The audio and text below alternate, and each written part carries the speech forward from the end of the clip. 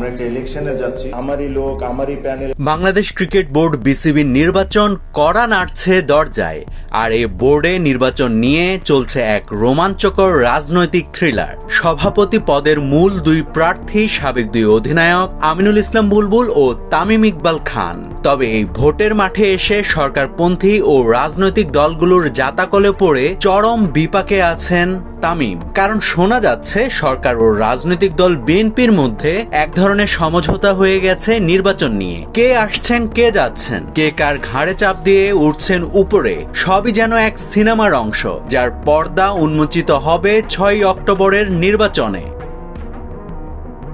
এবারে নির্বাচনের মঞ্চে আলোটা ঠিক ক্রিকেটারদের গায়ে না, বরং রাজনৈতিক দল বিএনপির নেতাদের পুত্রদের উপর। হ্যাঁ, ঠিকই শুনছেন, বিএনপির প্রভাবশালী 4 নেতার ছেলেরা এবার ক্লাব ক্যাটাগরি থেকে বিসিবির পরিচালক হওয়ার দৌড়ে আছেন। আর এই নিয়ে শুরু হয়েছে ঘরের ভেতরে আগুন। কারণ ঢাকার ক্লাবের বিএনপিপন্থী যে পুরনো সংগঠকরা আছেন তারা এই সিদ্ধান্তে খুব একটা খুশি না। আর রাজনৈতিক নেতাদের ছেলেরা সংগঠক না হওয়ার পরও বিসিবির ভোটের দৌড়ে তাদের এগিয়ে থাকার কারণ তামিম ইকবাল।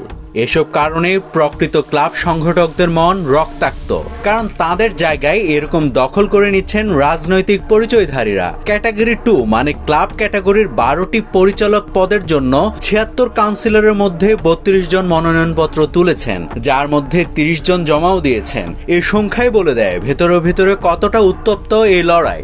অন্যদিকে সরকার ও বিএনপি ঘনিষ্ঠ মহলে চলছে আসন ভাগাভাগি, অথচ ভোটের মাঠে লড়াইটা অটুট রাখতেই তামিম বিএনপির নেতাদের ছেলেদেরকে বিসিবির নির্বাচনের দৌড়ে নিয়ে এসেছিলেন। শেষ পর্যন্ত তারাই করলো সমঝোতা। তাতে আমিনুল ইসলাম বুলবুলের সভাপতি হওয়াটা সময়ের ব্যাপার মাত্র। তামিম ইকবাল, যার নাম শুনেই শোরগোল পড়ে যায়, তাকেও আপাতত বোর্ডের ক্রিকেট পরিচালনা বিভাগ আর সেন্টার অফ এক্সেলেন্সের দায়িত্ব দিয়ে সান্ত্বনা পুরস্কার দেওয়ার চেষ্টা চলছে। গুঞ্জন আছে তামিম 2টি সহসভাপতি পদের একটি পাবেন, অন্যটিও পাবেন ক্লাব থেকে উঠে আসা কেউ। ক্লাব ক্যাটাগরি থেকে বিএনপি পন্থীদের দেওয়া হচ্ছে 9টি থেকে সর্বোচ্চ 10টি পরিচালক পদ। ক্লাব ক্যাটাগরির প্যানেলে আছে বরকতুল্লাহ বুলুর ছেলে ওমর শরীফ ইমরান, মির্জা আব্বাসের ছেলে মির্জা ইয়াসির আব্বাস, আমির খসরুর ছেলে ইশরাফিল খসরু এবং সালাউদ্দিন আহমেদের ছেলে সাইদ ইব্রাহিম আহমেদ। তামিম ইকবাল নিজে, ফাহিম সিনহা, মাসুদুজ্জামান, রফিকুল ইসলাম, ইশতিয়াক সাদেক এবং শানিয়ান নাভিন। অন্যদিকে সরকারপন্থীরা চাইছেন এই ক্যাটাগরি থেকে অন্তত 3টি আসন, যেখানে নাম শোনা যাচ্ছে সাবেক বিসিবির সভাপতি ফারুক আহমেদ, আমজাদ হোসেন ও ইমরুজ আহমেদের।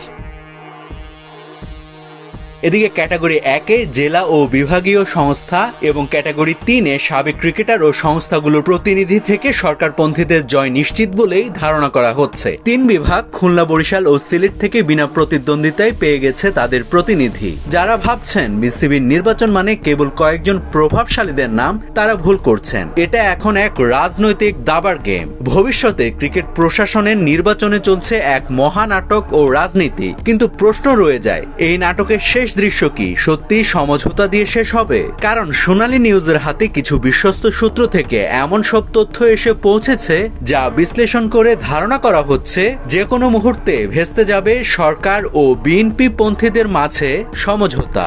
নাভিদ হাসান, সোনালী নিউজ।